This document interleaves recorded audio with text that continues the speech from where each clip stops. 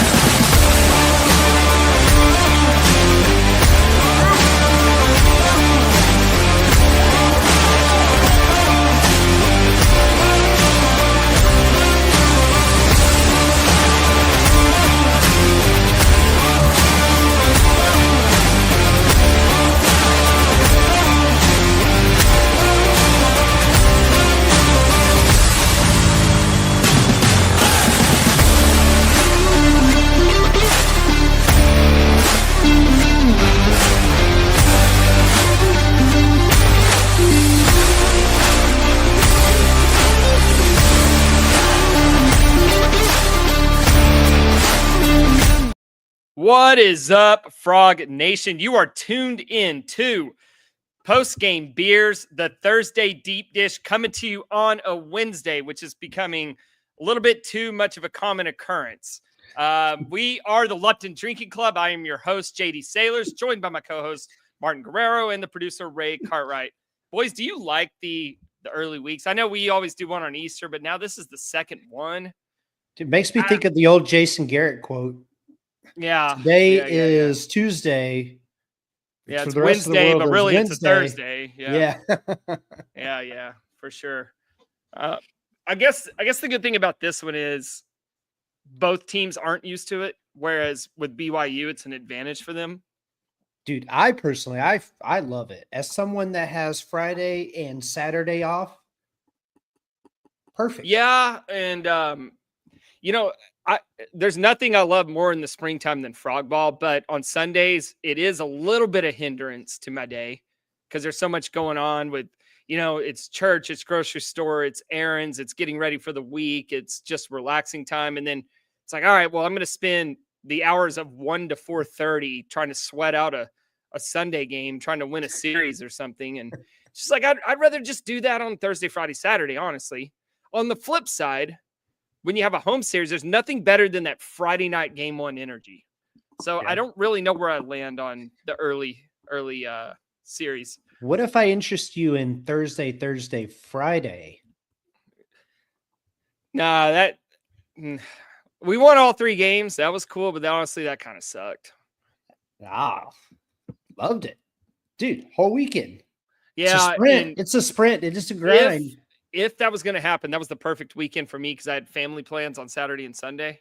So wrapping that thing up on Friday, that was pretty nice. But yeah, so here we are. Frogs, I assume they're in Orlando already. If they're not, I hope they hurry up and get there. I last heard they were at one of the Classic Kingdom. Mickey Mouse. The Classic Kingdom. Isn't that one of the Magic Kingdom? Yeah, whatever it's called. I've never been to Disney World. Subscribe to Disney Plus already. Nah, dude, I ain't giving.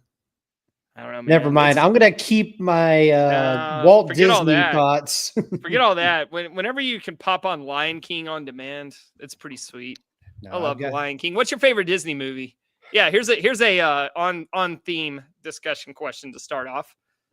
What's your favorite Disney movie? Does Pixar count? Or no, fuck Pixar. At least for this conversation. Give me your top. If you have to choose between 2, give me 2. Okay. So childhood, Lion King for sure. Okay. Pixar, dude, I'm a big Hero 6 guy. I love that movie. Jesus Christ, Pixar. But Aladdin is strong too. Aladdin was my favorite as a kid. Between that, Robin Hood, and Sword in the Stone. Dude, when Jafar's got that big ass snake working, dude, bro, yeah, Aladdin rocks. Robin Williams is the genie when Aladdin's marching into the castle. Yeah, one of the greatest scenes ever. Under the sea. No, totally different movies. Martin, do you have a favorite? Like, is yours like? I don't know. He looks like a Jungle Book guy. Jungle Book, yes. Thank you. Bare necessities. No, Lilo and Stitch. Lilo and Stitch. You're not even Hawaiian, are you? Yeah, you're not even a You're not Pacific Arabian, Islander. and you're not a lion either. Hey, that's why Sword in the Stone was one of my favorites, bro. Heritage. Yeah. David okay. says Jungle Book rules, man. Dude, Cousin Louie. That's probably my favorite Disney song. I want to be like you. I love that shit. Jacob, you got to be. It's Robin Hood only for you, Jacob. Nah, Robin Hood. Yeah, as a kid, I loved Robin Hood. But right now, with my nieces and nephews and whatnot, Lion King is so damn good, man. What about Yeah. live action? They're doing all the live. I action. watched. I just live watched. action one's fun. I watched Mufasa a couple weeks ago. Was it Pretty good? Give good. your 1 minute review or 30-second, 20-second review. All right, I'll tell you this. The story is awesome. The way they set it up with Rafiki telling Simba's young child the backstory of Mufasa from Mufasa's childhood up. Really cool concept. Timon and Pumbaa are there for comedic relief. They're great. The music, the songs sucked. The songs are terrible. That's the only downside, but otherwise, definitely worth your hour and 15 minutes or whatever. I mean, you can watch that in less time than it takes for us to podcast. So, damn, that's crazy. That's what the great thing about kids' movies, especially back then, dude. It is out. Wrap this thing up. Yeah, it's like a soccer match. Dude, nice and tidy. Yeah, exactly. It's like Anyway, English soccer. Shout out to everybody watching on YouTube. If you guys have a favorite Disney movie, we can work those in since it is on theme with the Frogs going to Orlando. Real quick, we need to shout out Long Drink. The finished long drink. Go to Specs. Go to Kings. Get your long drink. ChinookCeatery.com. Go order your packs today. Use promo code LDC to get 10% off. Martin's got his. What are you rocking there, Martin? The Hatch Chili? Ray? Jalapeno Ranch. Jalapeno Ranch. A nice peach boy. Really I don't know if you can see mine, but I have the lemon pepper right here. All delicious. We haven't had a flavor we haven't liked yet. Dude. So go on there, get you a mix and match combo pack, 10% off of promo code LDC. And finally, last and certainly not least, because I've been getting some usage out of mine, the Anduno travel bag. Go to anduno.us. Ray still has his in the wrapper, which is a shame because I haven't had to travel. Dude, go to the gym, bitch. Oh, dude, I'm working 80 hours a week. Come on. So you got to invest in yourself first. Self-care is important. Self-care is important. But yeah, it makes a great travel bag, as Martin and I have been using. Makes a great gym bag. I've used it for just taking it to work, throw my computer in there in the little computer spot. And then I have my gym bag. I can put my shoes in the shoe compartment. Got my change of clothes in there. Got my toiletry compartment that's nice and lined. So yeah, it's an awesome bag. We legit love it. Anduno.us. You can get yours. Promo code LDC 2025 gets you 10% off. And then a portion also goes to Saving Hope Pet Rescue. So if you like to travel, if you like cats and dogs, you need one of these bags. Anduno.us. Hey, Jacob, right, with this being your gym bag, JD Sailor's strength training going to get back off the ground? Oh, God. Is that... Please tell me that Instagram is still not alive out there somewhere. I thought that was a Twitter account from... It was, but I had an 12 years Instagram. Yeah. Yeah. Hey, man, in my very limited time as a personal trainer, it was a ton of fun. I made a little cash. So, yeah, it was a good run. And you know what? I feel like I was ahead of the curve. Like, you know, the influencer era and everything. Yeah. Like, if I would have stuck with it back in 2014, dude, who knows? Dude, the Anduno, it can fit your tripod and your full camera setup. Yeah, yeah. When you're really, working out those buys and the tries. Yeah. Right now, I'm just trying to keep my head above water as I near my 40s. It's getting a little tougher to get to the gym, boys. Right? Man, the grind is hard. The grind is hard. Hey, I'll tell you what. I want you guys to converse between yourselves for the next 45 seconds while I plug in my Ethernet cord. I don't want to get into incredible content and start cutting out. So I'll be right back. Martin. Yeah. 3 current favorite barbecue joints off the top of your head right now. Go. Goldie's Barbecue. Do you think that line is still 2 hours long every day?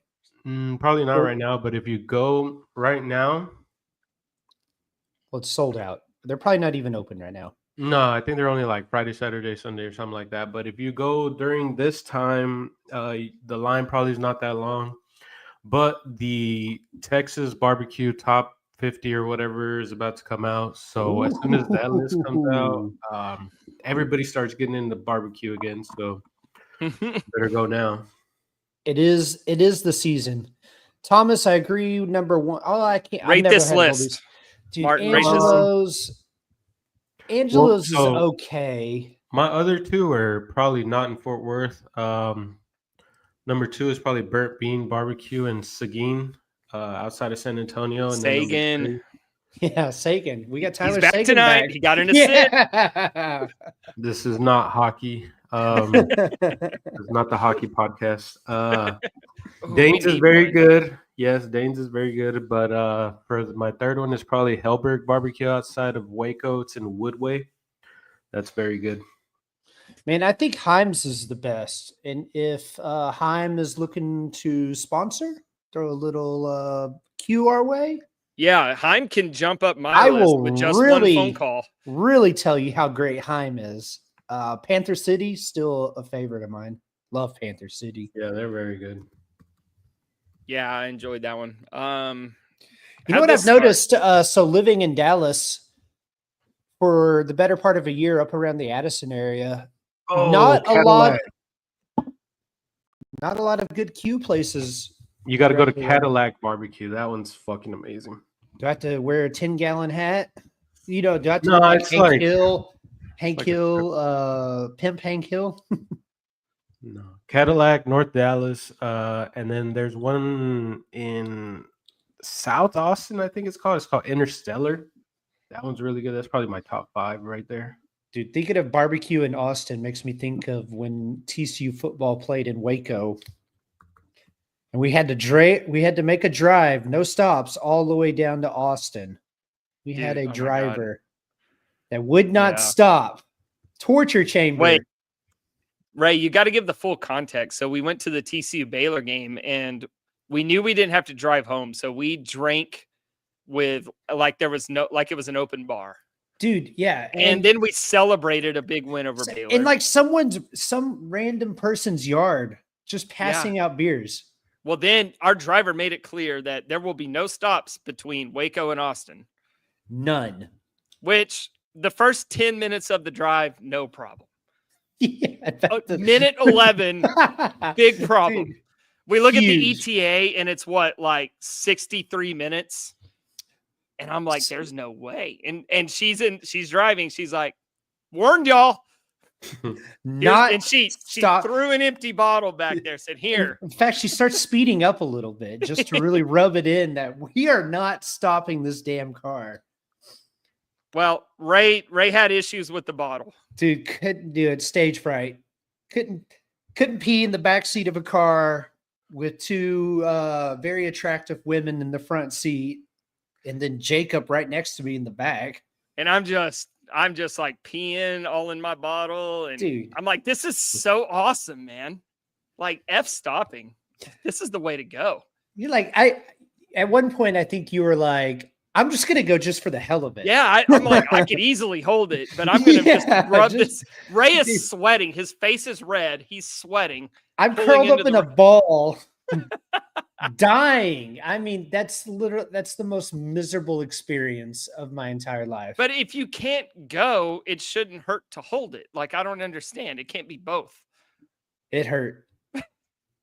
All right. I think internal organs were being flooded. Yeah, that's not healthy, man. Yeah, no, y'all should have stopped. 5 minutes. No, that was the deal. It's not like we had a resi to get to or anything. We're treating this open like we just got swept, and we're trying to avoid talking about baseball. When in fact, we are coming off a sweep of Kansas. Highly anticipated matchup. I do want to talk about that, but I think we should start with last night's game because the Frogs did drop a game at home to DBU, but 24 hours later, I'm oddly okay with that loss. 1, because it's baseball and you're not going to go undefeated. And 2,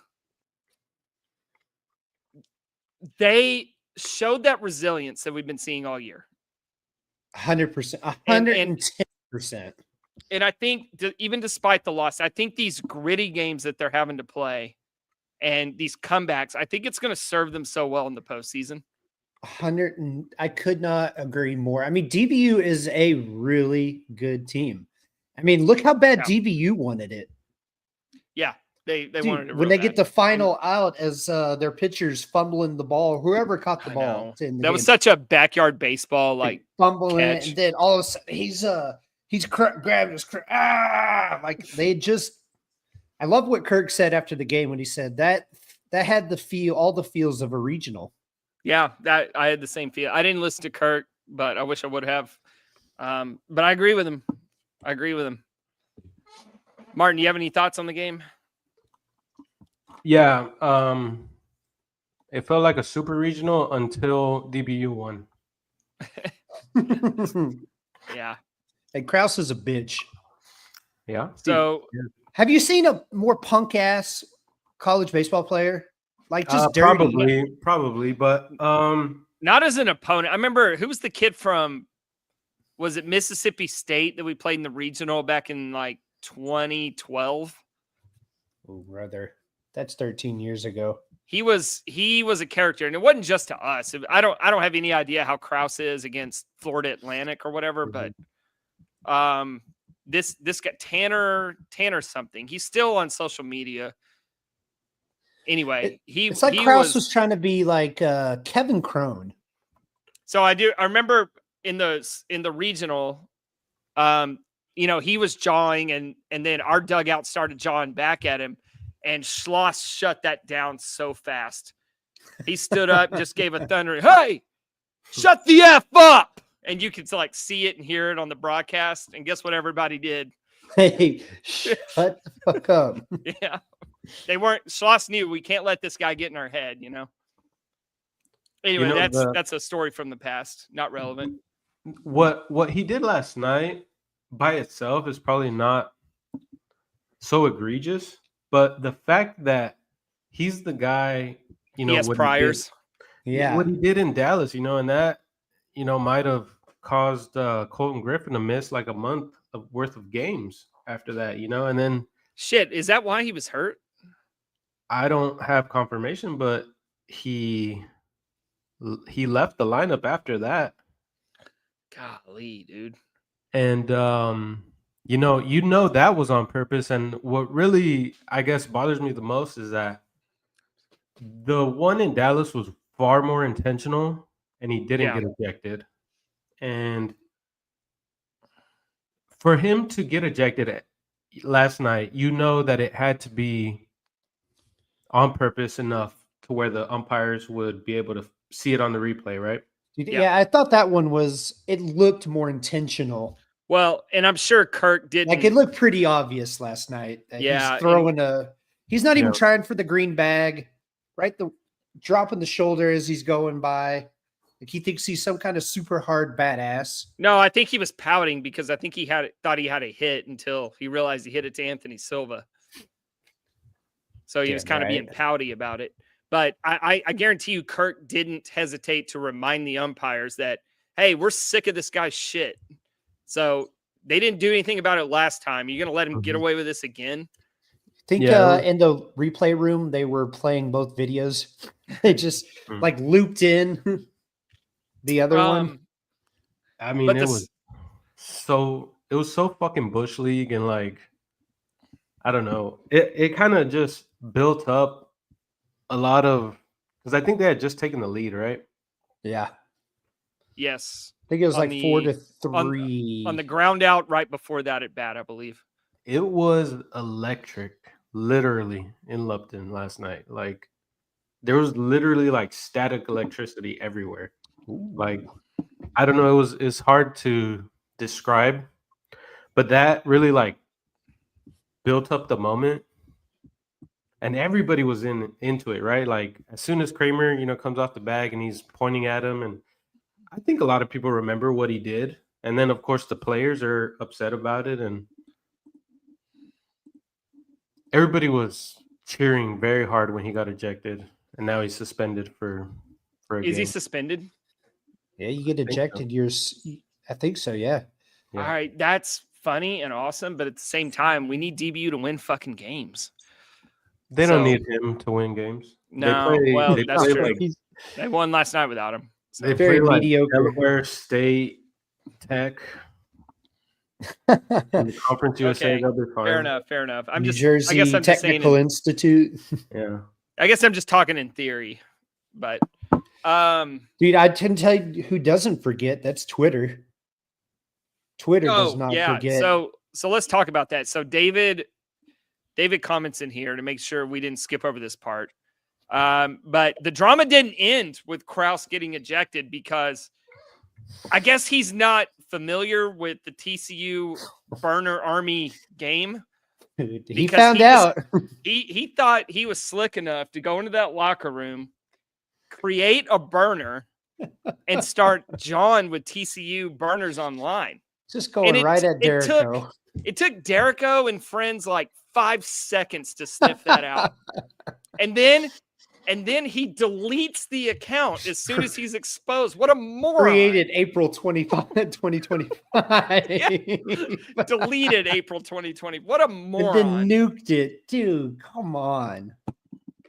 That's the definition of fuck around, find out. Man, what a win for the Burner online Army. the online edition of fuck around, find out. It's almost like TCU had to just end up losing the game just to humble us. Because imagine how insufferable. Oh my God. If we also win the game, DBU would cancel their program. I don't think that account gets created. Dude, it happened it was a tie game when that, like we had the winning run on second while he's arguing with TCU burners. Jeez. Anyway, so that's that. In conclusion, fuck him. All right, so I just want to leave last night separate as we get into kind of the deep dish portion of the deep dish, because it was just one of those games. It was really emotional. I will tell you this. Why do you guys think we lost last night? If you could just boil it down to one simple thing. Throw strikes. Walks. Walks. Yeah, throw strikes. Okay. I'm glad you said that because I'm gonna show you what I saw today on the graphs. Give me a second. Make sure I have this filtered correctly. Okay, I'm gonna share my screen. I wish it was. I say this every time, but I wish you could share your screen faster. Okay, so what I have charted here is. Can you guys see this at the bottom? I mean, Is it hard to see? Hold yeah. on. I can't read that. Real quick. Okay, hold on. I can But fix my screen's probably different than the viewer's screen. that. Okay, is that better? Yeah. Okay. Yeah. All right. So this is a chart of every event that happened last night and the quantity that those events happened. So, for example, double. There were 4 doubles last night. And it resulted for TCU a net positive 37% win percentage added. Okay. So I think I don't remember all the doubles off the top of my head, but maybe they were hit by all of us, or maybe they were all hit by TCU players, and that's why. So then let's see. We go over here to let's look at groundouts. There were 13 groundouts last night, resulting in negative 20% win probability added for TCU. Okay, you following along with me? Yes. So the reason why, the main reason there, if you care, is because DBU got a go-ahead run late in the game on a ground out. So, that works positive for them. And all of our ground outs only hurt us, so on and so forth. So I'm looking at this, and I'm like, okay, strikeouts. There were 26 strikeouts combined last night. And we actually benefited with 25% win probability added. So even though we struck out 13 times, us striking them out hurt them more than them striking us out hurt us. Got that part? Okay, now let's look at walks. Guys, we only walked 3 times last night compared to the 7 walks UCF had. But obviously, even if you're just watching the game, you don't even have to chart it to know that their walks were crucial. It resulted in negative 60% win probability added. Yeah, So because it we felt did like not the walk. majority of their walks were very late. They had very important walks. They had more than twice as many as we did, right? They had 7 to our 3. And that alone, that swung the game. Felt like it in the moment. So that's the one, kind of statistical thing I wanted to point out from last night, because I really want to save time and talk about Kansas. And I think we should start with an audit of how we saw the series going. I said last week we should kind of keep track of what our predictions for the series are and how close we are. So let's start at the top. I think we collectively agreed that a sweep by either team is extremely unlikely. I should have guaranteed it. Martin. No, because you do that every series. Martin told me to guarantee it. I should have done it. I had been here tonight, clean drawers, just shimmying and shaking. What series have you not predicted a sweep in? None of them. TCU's won every game. All right, so there are accounts out there that I will say, okay, thinking about it, I didn't think Tech. I was worried about Tech. That's true. You were worried about Tech.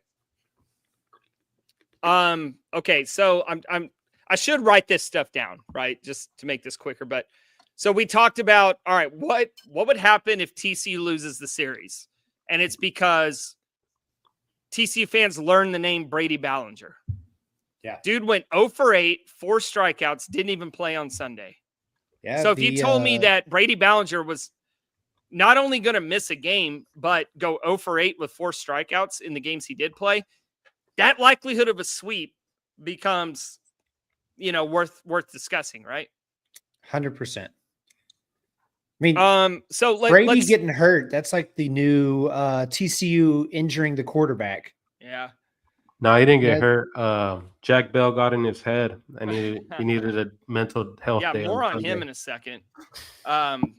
So we knew that we had a good chance with Lepore versus Vagley, right? A good chance. Very good chance because Lepore is very good. Yeah, and Vagley's not even their top pitcher. So here's the thing. We thought Lepore, advantage over Vagley, game 1 to TCU. Yep. Then Cooper Moore, advantage over whoever's going for TCU. So we gave Kansas that one. Then it would come down to a 50-50 game. And we got the 50-50 game on Saturday. A game that, in all reality, Kansas probably should have won. That was a very 50-50 game. Yeah, TCU got it. Okay, so we'll take it and we'll run. Yep, we don't apologize. And then what got us the sweep was Mason Balls of Brassfield absolutely shutting them the F down enough for TCU to pull away late. We complete the sweep.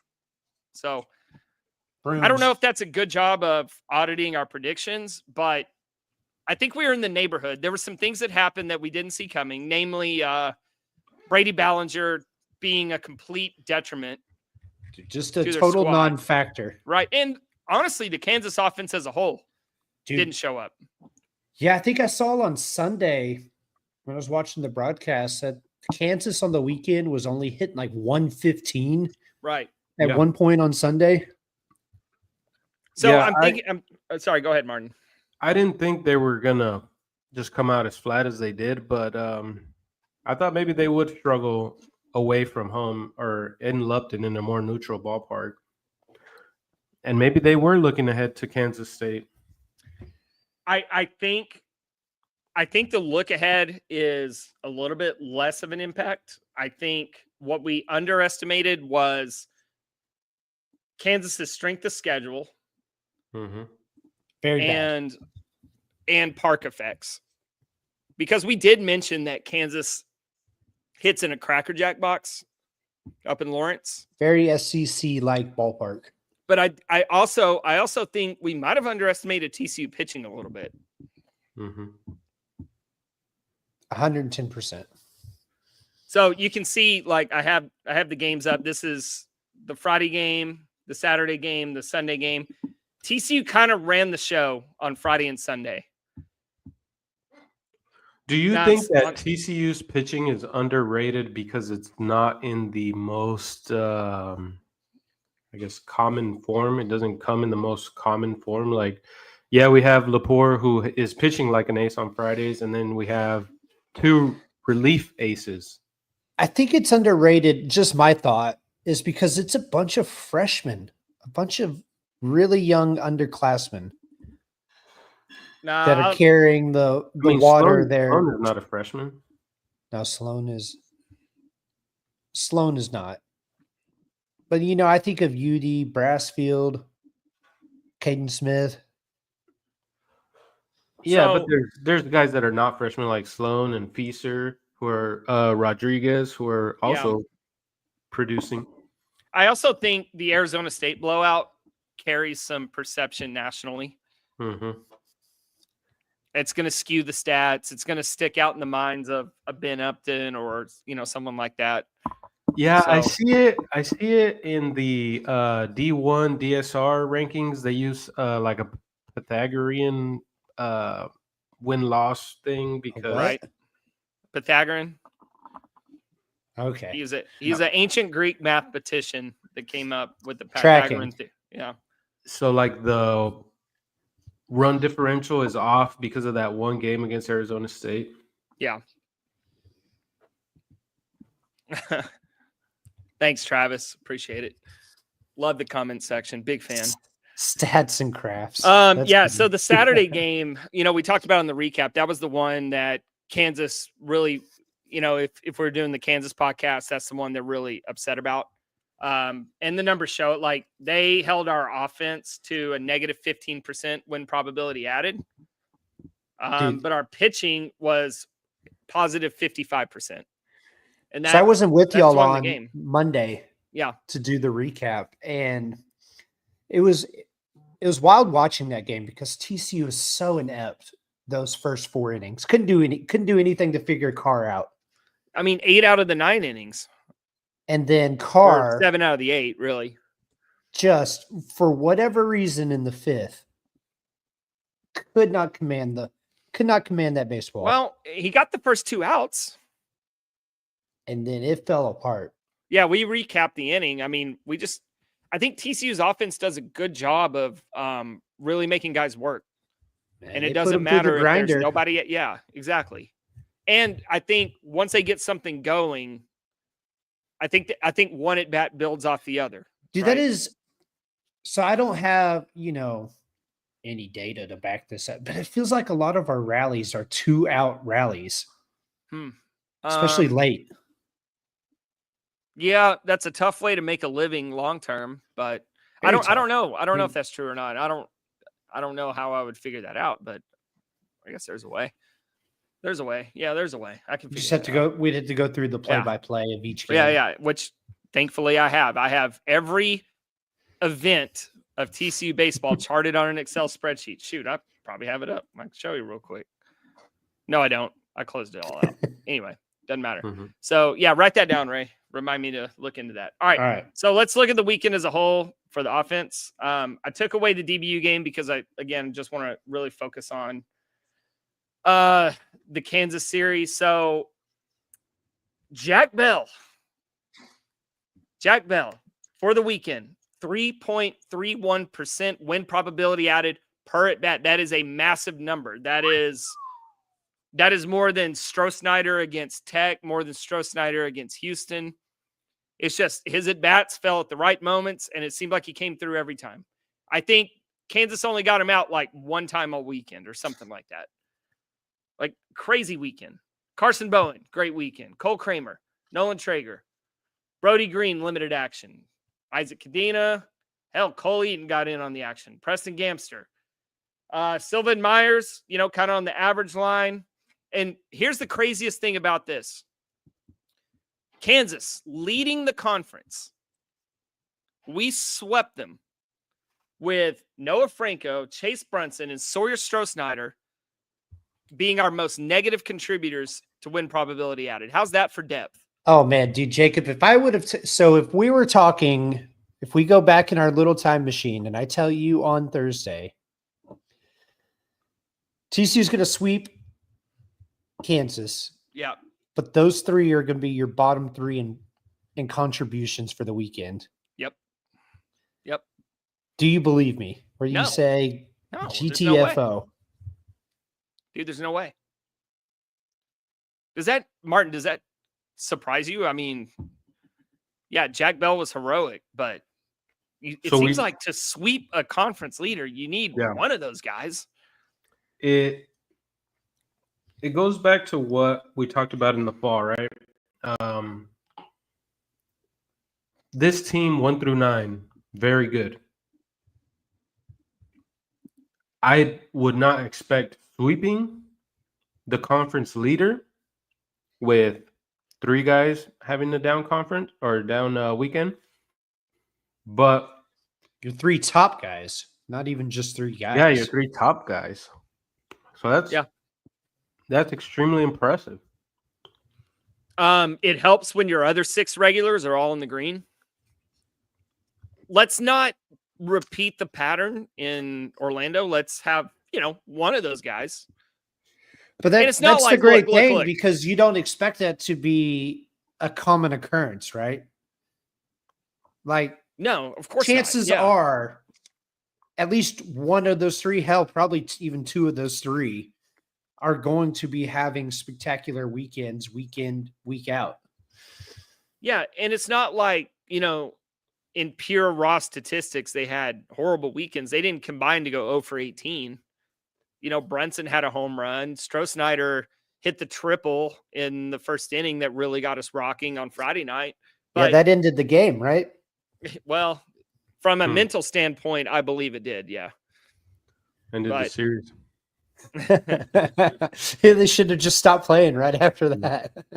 But that's the thing also, like, all season, these are your 3 top guys in green bars.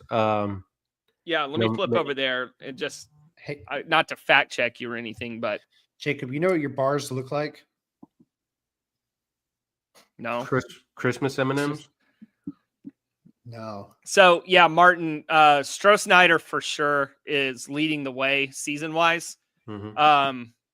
Brunson remains a weird one. And because that's not a bad, that's like you're a solid contributor, right? But I feel like he's done more than that. I guess in the moments that he does produce, it's not in the same situations as like Sawyer Stroh-Snyder. Yeah. And then with Noah Franco, he's kind of more towards the end. But you still, like, in any one at bat, you feel like, oh, hell yeah, Noah Franco's up, Mm-hmm. Dude, has Chase Brunson still did? Yeah, he got a walk on Tuesday. Yeah, so, we're good. His we're good on base, he's gotten on base every single game this season. Yep. And going back to last year too. That he's played in. Not back to last year. The last game, he did not. He went like 0 for 5. Oh, I thought. What are we 30? Oh, we are 38 games in. Yeah, sorry. Yeah. I thought we were 36. Yep. So I think, like, if Stroh-Snyder's production wasn't like so eye-popping, people would be focusing in on Brunson. Like, Brunson's flying right under the radar. Yeah, and it could also be, position in the batting order because Stroh-Snyder hits second. That's one of the most important positions in the batting order to hit. Yeah. And then, Brunson's usually like 5th or 6th. Did you usually follow Franco? Well, let's Cadena, right? No. Kramer, Franco, Brunson. Mm-hmm. That's normal right now. Okay, Martin, on to your point. So Stroh-Snyder leading the way. I don't think it's completely a coincidence that the guy number 3 on the graph is hitting in front of him. That's Carson Bowen, who's been magnificent. Dude, should have had 2 home runs. Yeah, I mean, 2 home runs last night, and completely DBU loses their Super Bowl. Like, he's a foot away. Like, between those 2 balls, just like 1 foot away. Yeah, and the one in Arlington against Arkansas. Yeah, that TC probably wins that game too. Yep. So Then you have Jack Bell, who has a green bar, and it's like, okay, 0.11%, whatever. Let's dig deeper into Jack Bell for a second because, yeah, he's in the green, which is good. It's not, a massive green like Cole Kramer, like Sawyer Strohsnyder, or even the king of pinch hitting, King Arthur, Jack Arthur. He's now second on this list because of his last 2 at-bats alone. But that aside, let's go back to Jack Bell. I want to show you guys this. This is his win probability added per game or by game, right? So if you look at the first half of the season, it's mostly negative bars, right? Yeah. He had a good game against Texas State. But other than that, man, it was a struggle. Now, he comes in the 10th inning against Texas Tech, and he ropes a single to right, something like 106 mile per hour exit velocity single, right? And because that hit was so important, he got a 10.19 win probability added. Look at what he's done since then. For those listening to audio only, he has nothing but positive bars except for a game here or there. Yeah. He's been on a massive tear now for, what are we going on? 3 weeks? 3 weeks of just that's 15 really amazing games. I think that's 15 games. Yeah, I think you're right. Really took off. I think you're right. 15 games. So like that's a pretty big sample. And those are conference games. That's a quarter of the season. You know what's funny about that? A couple weeks ago, he was doing a post-game interview with Jamie, and he talked about he had been working with Mo on fixing his swing and stuff, and he said he felt good and he's playing good. And does that add his defense into it? Really? Because dude, his defense has been spectacular. Look, when I'm charting these, it's really tough to distinguish between, okay, the pitcher made a good pitch, the defender made a good play. Who do I give the credit to? So I just give it to the pitcher, unless it's like something extremely spectacular, like Silva against San Diego. Mm-hmm. Do you remember that play? He had a diving. Bell had a diving catch this weekend at third. I know. No, yeah, I get it. That took away but, extra bases. But really, I just kind of go by what the play-by-play data says. So that if it says line out to third, I just mark it under the pitcher. Now, gotcha. It would be very hard unless you're charting it in the moment, right? While watching. Yeah, unless it just like sticks out to me so much that I remember to do it. But typically, I just give it all to the pitcher. But when we go back over here, I'm going to switch back over to pitching. And, we've been talking about this all season with the pitching is how many guys are in the positive, right? Well, we can also give a shout out to the defense for making this possible, or at least contributing. Especially the infield defense. Like, dude, don't sleep on the outfield defense. Outfield defense has been really good. But man, the season Anthony Silva's having at shortstop is immaculate. It's he's elite. Spectacular. Yeah, I think it's his best defensive season he's had while at TCU. There's no doubt about it. And the defensive run saves metric, agree with you. But yeah, so Cade Udy is now your leader in win probability added per hitter. It's almost like we have 2 Braden Sloans now, if you want to look at it that way. Because Cade Udy's been absolutely nails. They cloned him. Basically. And all right, I also wanted to bring up Braden Sloan.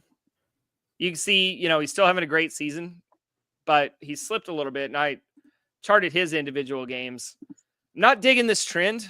Ever since, I guess, really the Texas Tech game, where it was just one guy got one hit after a missed check swing. But, Houston, that was the Houston game, wasn't it? That was the Houston game. Sorry, got those mixed up. I don't know. I don't remember. Not getting any help from you guys, but that's all right. I mean, Houston, the only thing, he was really good, except for he gave up that double. Yes, exactly. And then, BYU struggled, had a pretty good game against Kansas, but I was looking at this 5-game stretch of just kind of declining performance, which it's not bad, but it's also like I look at the trend, right? And I'm just wondering, is it something like our teams starting to get a book on him? And I don't know. I think it's too early to say for sure, especially since he had a really nice bounce back game against Kansas. I mean, I know he pitched a lot of innings early in the season, but I mean, I feel like every outing here lately has been, 4 or 5 plus. So does that lessen the impact of overall contribution? It could. It also opens you up to more opportunities to have negative. Because, I don't know if y'all talked about this on Monday, but, it's kind of like Klecker's been an opener for Sloan. Yeah. And Klecker will go out, give you a couple of innings, and then you bring in, Sloan to get you to what you hope is that 7th, 8th inning. Yeah.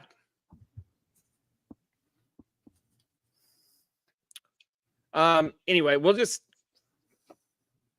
Martin, I still have full faith.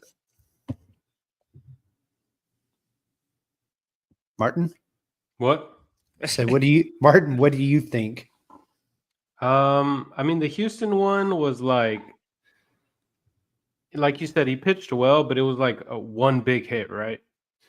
I feel like all of these have been, except for the DBU game, all of them have been like one batter, wrote a double. Yeah. Or, something like that. That one just really hurt the win probability, right? It's not. They're usually like later in the game, so it probably definitely weighs more. Yeah, so it's not like he got tattooed in that Houston game. It was just a very important double. So if you take that one out, I mean, it's really just one negative bar. Yeah. Yep. I agree with you. And this is really encouraging to me that he came back out against Kansas and had a nice day. So sure, he'll get a shot in Orlando. I'm sure it'll be great. I wanted to point out Tommy Lepore. Oh my God, dude. I don't remember when exactly it was. I think it was around, maybe it was before the Arizona State series, maybe before Texas Tech. But I was saying, Tommy's been okay, the last few weeks. Not bad. But I really want to see one of those Globe Life performances again. Yeah, dude. I think he must have listened. We're like, the outings have been great. The strikeout number is a little low. Yeah. And dude. When did he move to Friday? Huh? When did he move to Friday? Was it Arizona State? Let's see. It was around that time. It was Cademan got hurt. Cademan did not pitch against Arizona State because we had to use Brassfield on Saturday. So, yes, Lepore went on Friday against Arizona State. Dude loves pitching on Friday. For the audio only, we're looking at Tommy Lepore by game. He was otherworldly against San Diego and Globe Life. And then, hit or miss. I mean, he was good against Southern Miss, but I don't know. I mean, they got to him for a couple runs against Fresno, against Arizona State. It was just it was okay. And then he had a really good game against Tech, and ever since then he's been on fire again. So that's a brief description of the graph we're looking at. I'd completely forgotten we played Fresno State this year. Yeah. Well, I'll tell you what hurt him against Fresno was the fact that the offense jumped out and grabbed so much of the win probability early. Mm-hmm. I don't remember exactly what Tommy did in that game, but he didn't have to do much because the game was decided so early on. Yeah, and I think he's throwing more of an off-speed pitch. That's not the changeup now. I think that's what I saw against Kansas. It looks like he's throwing 3 pitches now. It's maybe a slider working in there. Because the fastball is elite and the changeup's very good. Yeah, I wish I had more data on, pitch type and stuff like that, because that'd be really interesting to look into. But that would I don't be know. hard to track. Well, I mean, people do track it. I just don't have any way to access it. But I think Perk would be a good eyeball test. We need Perk on here as the pitching guy. Call him up. Let's see. Who else? Oh, I don't know why. I was just interested in Isaac Cadena. So started the season on fire. Had a little bit of a rough stretch before returning to being on fire. Had a bit of a rough stretch before returning to be fairly productive. Do we have a streaky hitter in Isaac Cadena? And it's crazy. I mean, yeah, it looks like he's streaking, but it feels like every game he's still hitting the ball hard. Yeah, I didn't refresh my line drive rate data, but for next week, write that down, Ray. Okay. So I'll what do was that the for first next thing I was supposed to write down? I don't know. Did you write it down? No. If you wrote it down, you'd be able. Oh, 2-out rallies. 2-out rallies and Isaac Cadena line drive. Okay, I'm gonna firing up the notes section right now. I don't want to spend too much time on this. I just was thinking, I wonder what Isaac Cadena's up to. But who I should have charted was Carson Bowen. So real quick, I'm just gonna filter over to him. And this is about what I would expect to see. He had that stretch in the middle of the season where, it was a little down. But the last couple weeks, I guess ever since really he moved into the leadoff spot, I guess that's really helped him out. Or moved out of it? No, he's in the leadoff spot. Yeah. I thought Bowen's our leadoff guy. That's who what we're talking about. Oh, I thought we were still talking about Cadena. I was looking at Cadena. I know. I didn't make a chart for Carson, so ignore the title. I just filtered over to Carson.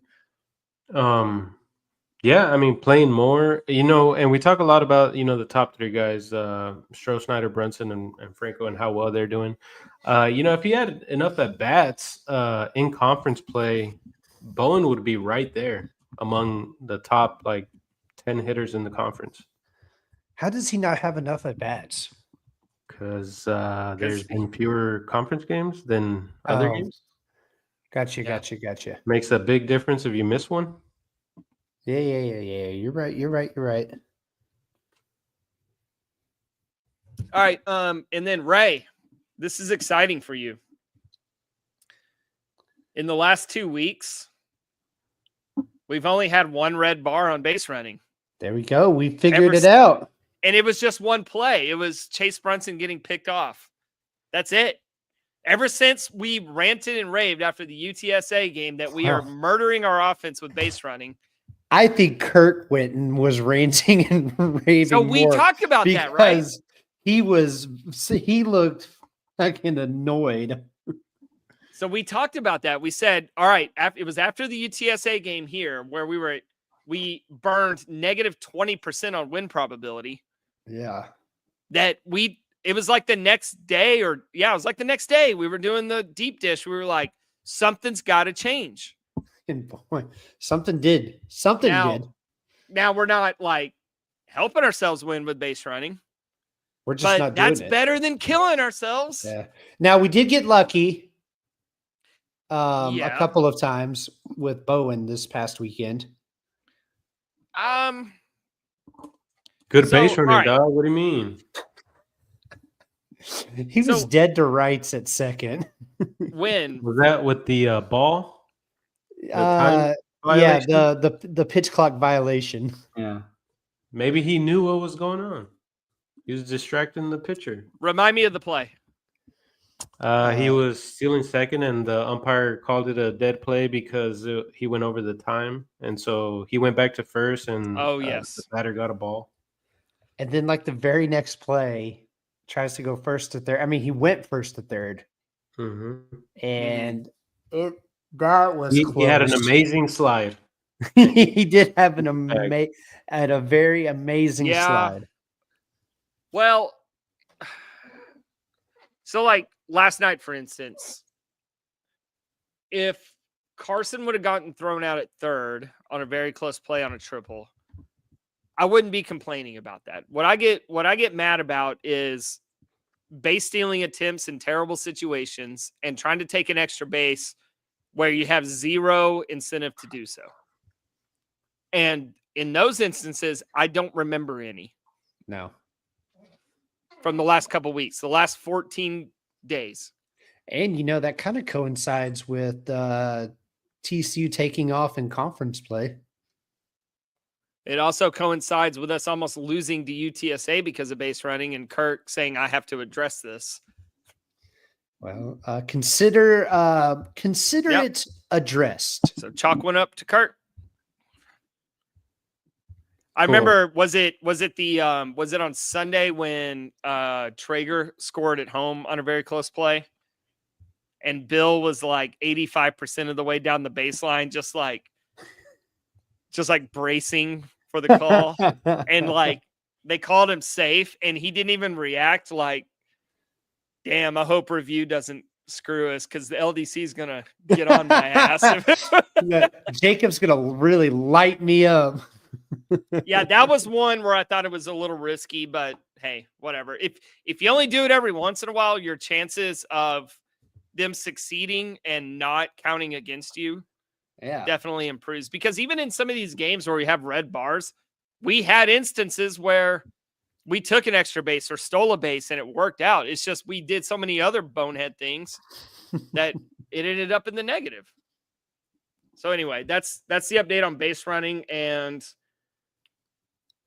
I really think that's it for this. If you guys have anything else on season trends or Kansas series, let me know. Otherwise, we can move on to UCF because we're already an hour in.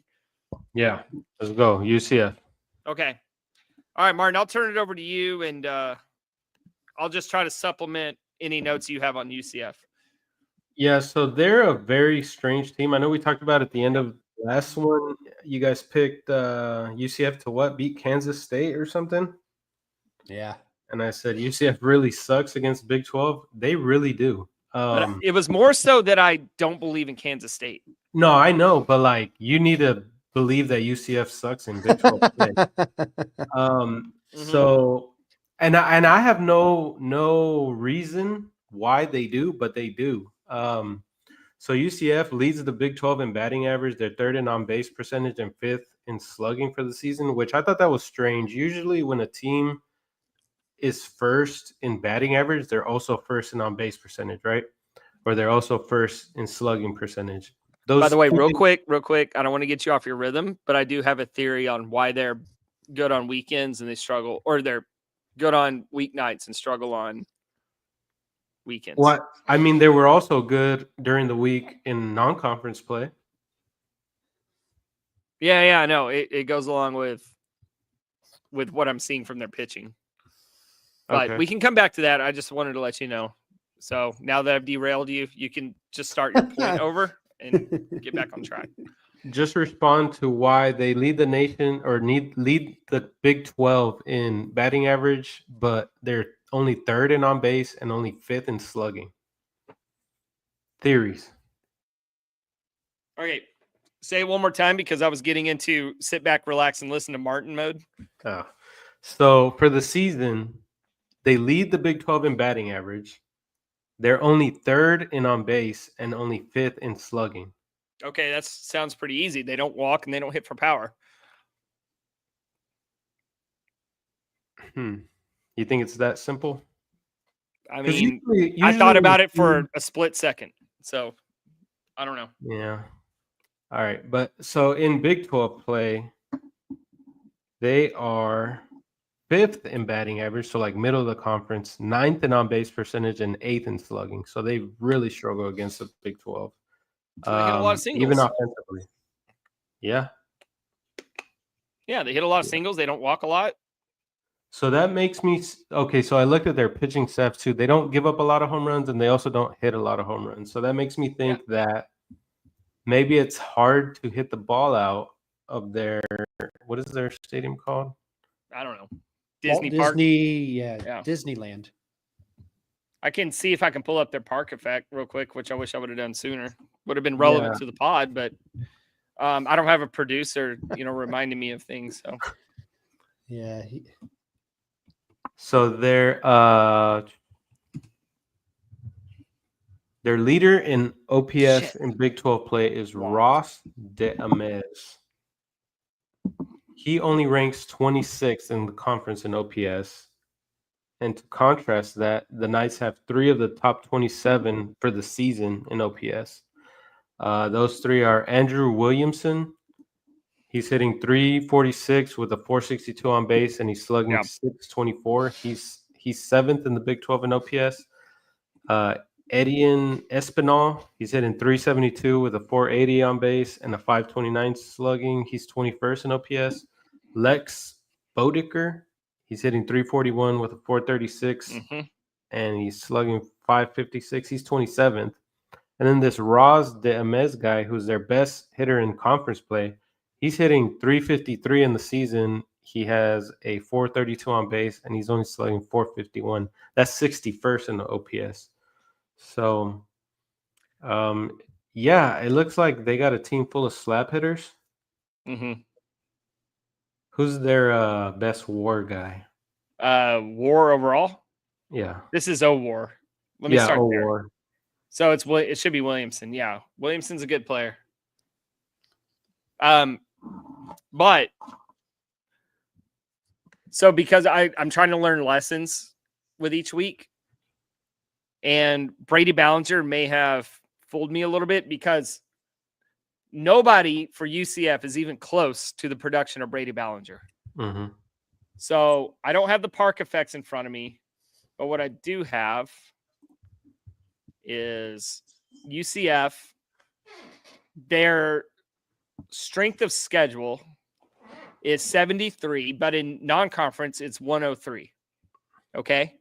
TCU, on the other hand, 34 strengths of schedule, 39 non-conference strength of schedule. So sweep. Let's put that into context here. When you see TCU and UCF have pretty similar offenses, Williamson a shade ahead of Stroh-Snyder. That's Stroh-Snyder over here on the top for us, right?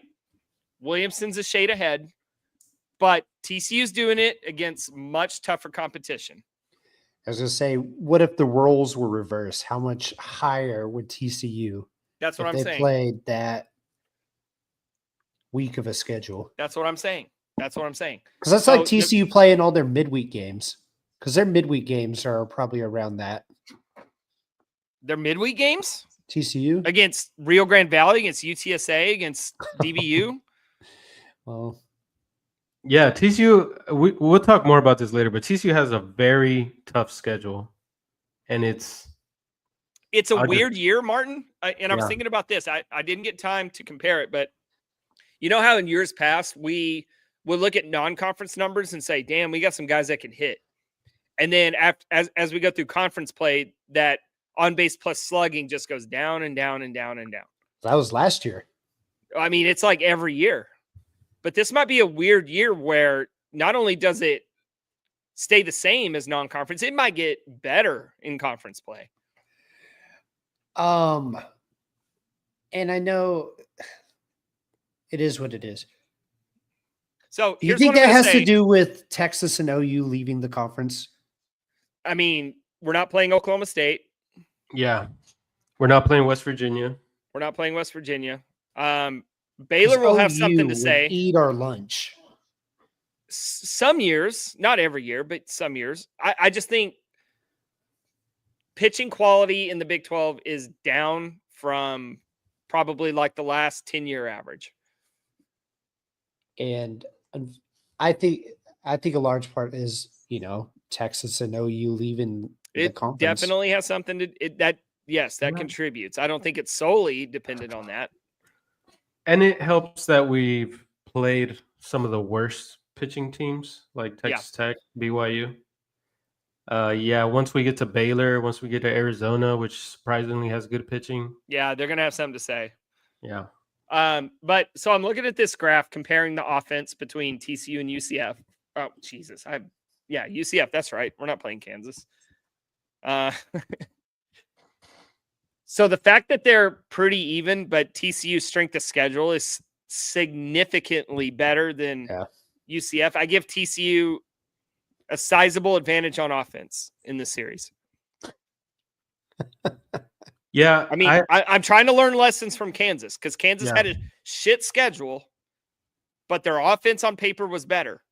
It didn't play out that way, and I think it's because of who they were hitting against. right. Or Especially who they were hitting against. especially considering how, I guess, bad UCF has struggled against Big 12 pitching, which I don't think have they even played the better pitching schools yet? Let's look at their schedule because I had some notes on this. Hold that question, Martin, but here's what I wanted to do. I want you guys to stop me when you are impressed by something UCF has done this year. Swept Siena, RPI 278. 2 out of 3 against Bryant. They won the series, RPI 222. They won 2 out of 3 at South Florida, RPI 73. And I'm only looking at weekend series here because that's when we're playing them. Monmouth, RPI 180, big sweep against Monmouth. BYU, we know about BYU. They won the series, 2 out of 3 games. Houston, lost the series to Houston at home. Cincinnati, took the broom on the road against Cincinnati, swept. Kansas took the broom at home against Kansas. You hate to see it. Kansas State, big win on Friday. UCF is back, baby. Lost the next 2 on the road. So I want you guys to tell me your top 10 most impressive wins on this list. Probably their only Big 12 series win of the season. Which let me scroll way up BYU. back a month ago to where they took 2 out of 3 against BYU. Yep, that's it. Miami. No, we're not looking at Tuesday. We're not playing them in the midweek. I wonder if they have their best pitcher pitching on Tuesdays or something. Wait. So let me go back over here to pitching. Here's why I think they're better in midweeks than on the weekends. Because they don't. Is their top guy the big line right there? Russell Sandifer. I think he's a reliever, but he's going to be starting Saturday. Okay. He's their top guy, and he is nowhere close to Sloan and Lepore. So Martin, here's my theory. They don't have quality weekend pitching, but this gaggle in the middle is good enough to win on Tuesdays. Yeah. Dude, they're not even in the same stratosphere. No. As Sloan and tomorrow night should be a TCU win. There's no excuse to lose. There's no excuse to lose tomorrow. There's nothing anywhere in the numbers that suggests that UCF should stay on the field with TCU tomorrow. Other than baseball can be weird and you just don't have it. So TCU is going to win the series, right? I'm fairly confident saying TCU is going to win the series. I think TCU is sweeping the series. I think they absolutely should sweep. Now, if they lose tomorrow, God help us. Not saying TCU can't win the series, but it would be a disaster if we lost tomorrow. They don't have a front of the line guy. I mean, this guy here at the top, he's not even pitching tomorrow. Yeah, so he's I'll talk about him for a little bit. Okay. Russell Sandifer, he's pitched mostly out of the bullpen. I think this is going to be his second or third start of the season. He's mostly been out of the bullpen. He has a 1.44 ERA in 25 innings. He struck out 27. He has a sub-1 WHIP. Honestly, him pitching on Saturday, him starting on Saturday probably gives us a better chance to win on Friday because that means he's not going to pitch on Friday. Their other guy that's starting on Friday is Camden Wicker. And then they have a TBA on Sunday. Where's Camden Wicker on this? Geez, dude. Seeing that gaggle. Let's see if I can find him. It's quite a gaggle. Some of these guys you can't even click on because there's another dot in front of them. Hey, so whenever you look at park effects or whatever, which I barely do, to be fair. Is that on the Action Network? Yeah. Do you have it up? I do. Okay. What do you have for UCF? A 1. Okay, so they're neutral. That's just like Lupton. Dude, it's crazy. So their 3-year trend is 102. Slight hitters park. And then 6 years 9.98. TCU's 3-year trend 0.98. They're 6 years 102. It's just like Lupton. Yeah, no, that's what it sounds like to me. Is the park should not play any different than Lupton.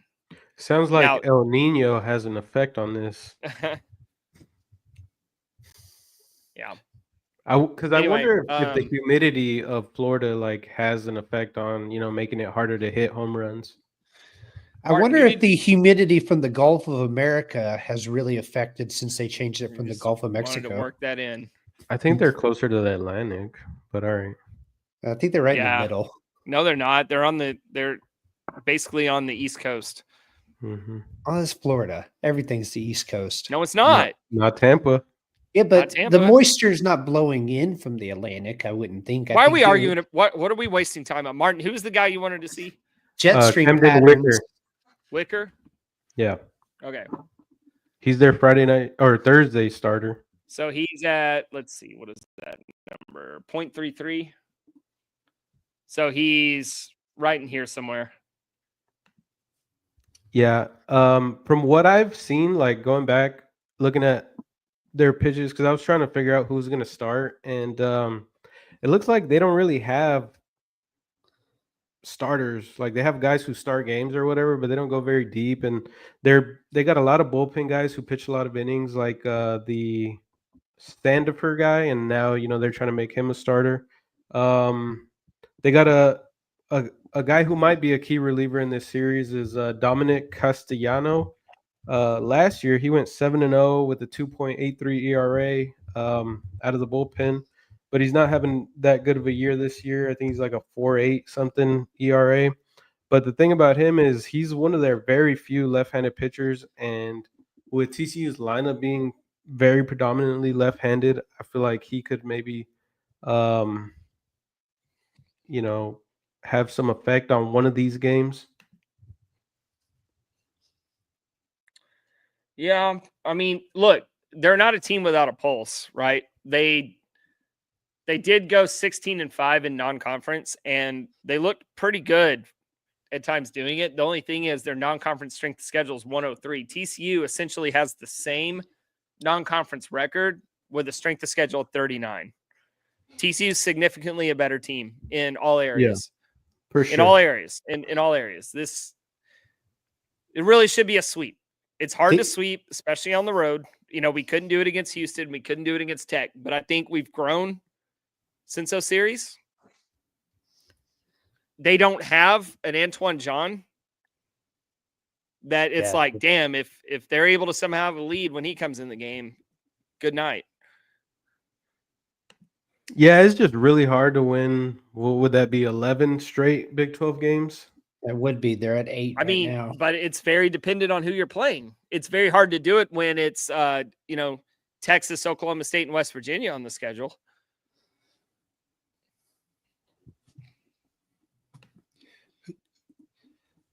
Think Franco will feel more comfortable being back home in Florida? I hope so. He lived there, Anything else? 2 years? Do you guys care about what defense looks like, or have you guys seen enough? I can just tell you that I can guarantee TCU's the more the elite defending team. It's pretty even. It's pretty even, except we have Silva and they don't. I mean, that's really what it comes down to. What do y'all think about body? What? What do you think about body clock? Body clock? Saturday's game's at 11 a.m. our time. They're kids, and it's 1 hour. So I think nothing. The only Let's thing see. that I could see being an issue is that they played a very emotional game on Tuesday, and then they have to play a series that starts Thursday through Saturday. That's the only thing about body But clock that I'm maybe worried about. but the emotion is pissed off. Anger. I would I almost be more think- worried if they'd have won last night. I think they can't wait to play tomorrow night. That's true. Yeah. Houston body clock traveled to UCF and won 2 out of 3. Kansas body clock traveled to Orlando and swept them. So now TCU gets a turn at it. So teams on body clock are 5-1 in Orlando. Yeah, and I'm looking at the Sunday matchups because that's usually what would be the kind of the weird one, right? Because usually, I mean, like TCU, they usually play at 1 or 2 in the Yep. They usually play in early after, like later in the afternoon, as opposed to 11 a.m., which I personally love. Wish every game I mean, started at 11 I a.m. agree. I agree that a sweep is probably the most likely outcome because TCU, I think, is that much better than UCF. I just don't think the season's over or anything if we just win 2 out of 3. I agree. All right, guys, let's real quick look around the Big 12. Now we're getting an echo. Should we just stop it now or? There's someone's speakers. It's got to be speaker related. Feedback through. I'm on headphones. I don't know. I think I it's don't better hear now. it. Yeah, I we're don't good now. hear it. All right. Do we have teams playing on? Because I only see 4 other series. There we go. So we do have teams playing on Sunday in the Big 12. All right. Cincinnati goes to West Virginia. I like Come Cincinnati to on. win it. I hope, or I'm sorry. I like West Virginia to win it. I hope Cincinnati can take 1. Yeah, I was gonna say I want Cincinnati, and Cincinnati they're a weird ball club. They're They a are. super weird team. They are so weird. I like Cincinnati. I You like see their that coach. catch their center fielder made? Yeah. Yeah. Then they blew it in the 9th. So They Carrington Cross, very good player. They got a good pitcher on, I think he's their Friday guy. I could definitely so for sure Cincinnati takes 1. that'd be great. Obviously I'm hoping they win the series. Because their fake record's kind of pissing me off. West Virginia is very much like a team full of athletes. They all, have good at bats. They all play good defense. They all run the bases very well. And that'll win a lot of games when you play nobody. Let me zoom in here. How about that? Let's get better every pod. And now we're running into ad issues. That's good enough. All right. So, but Martin, do you think Cincinnati wins the series? No. Okay. I don't think they win the series. I just wouldn't be surprised if they win the series, if that makes sense. Arizona goes out to Provo to play BYU. BYU is a hard team to sweep. They're a hard team to sweep. I think BYU gets 1. I think so too. Give me Arizona 2-1. Yeah. Kansas State and Kansas. This series is getting a lot of fake attention because it's sunflower or whatever, and people jump the gun on crowning them like top of the Big 12. Do you think this series is for the last Big 12 team to get into a regional? Nah, it's too early to say. Kansas sweeps. I think Kansas sweeps. Kansas State done. I think Kansas sweeps. I'm Kansas State fooled a lot of people after I ranted and raved about how shitty they are, and then they got on a heater somehow. But they're back to being Kansas State. They just lost 2 games against Northwestern, committing 6 errors in the 2 games combined, which is what I saw from K-State in the first couple weeks. Northeastern's who gives a shit? Who gives a shit? They're an okay team. Don't care. Kansas State about to go hot, cold. Yeah. Yeah, they're fake. I think Kansas is actually okay. I think they're pretty good, especially playing at home. I think they're going to sweep. Houston goes to Stillwater. Are the boys from Oklahoma, but not those boys from Oklahoma? Are they back? I think they win the series, but I think Houston gets one. They get Antoine John tomorrow night? Yeah. Yeah, very likely. Utah and Baylor. What's up with Baylor? Very good pitching, but they're only 6-9 in the conference. They have Utah. Utah has a pretty stellar ace. Forgot his name, but doesn't matter. Just take my word for it. As long as we've been auditing ourselves, very early in the year, I said Baylor has good pitching. Yes. Okay, their RPI is 64. So their strength of schedule must not be too bad. Their out-of-conference strength of schedule is 176, right? Yeah, of course they have good pitching. Yeah, dude. We were talking about at one point it was like 230. Yeah. Because we're talking like West Virginia and Kansas were all grouped together around 215 to 230 at right. one point. And now they're playing conference games and they're 6-9. I think Baylor wins the series. You think Utah wins one?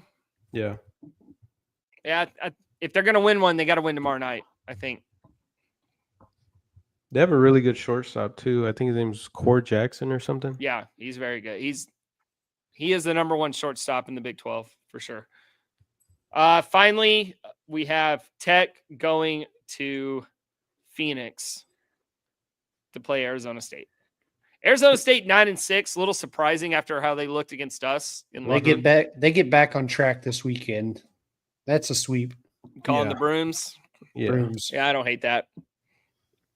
All right, let's look around the Big 12. That's the final nail in Tech's season. You want to talk RPI and rankings? Yeah. All right. So I was looking at, we talked about this the other day, but I've been hearing some national guys who cover college baseball, and they were kind of taking shots at TCU's lack of quad one games. I feel like that's incredibly lazy. If you look, TCU is 17-7 in quad two games. Nobody in the country even comes close to having that many quad two games. Yeah, I'm scrolling through and I don't find nobody's in double-digit wins. That's for sure. Nobody. Yeah, and a large percentage of those are like just a few spots away from being considered quad one, including Kansas, who only slipped out of quad one because TCU beat them so much. Right. Dude, I always joke about this with football because it's like, man, TCU has a tough game coming up. Well, TCU hasn't really played anybody. I mean, look how bad that team looked against TCU.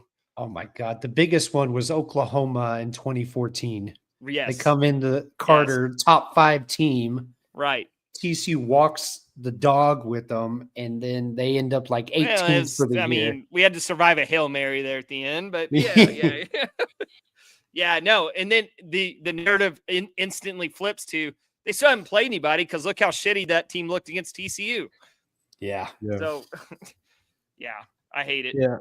But other than Kansas, UTRGV, Michigan, BYU, UTSA, Southern Miss, Arizona State.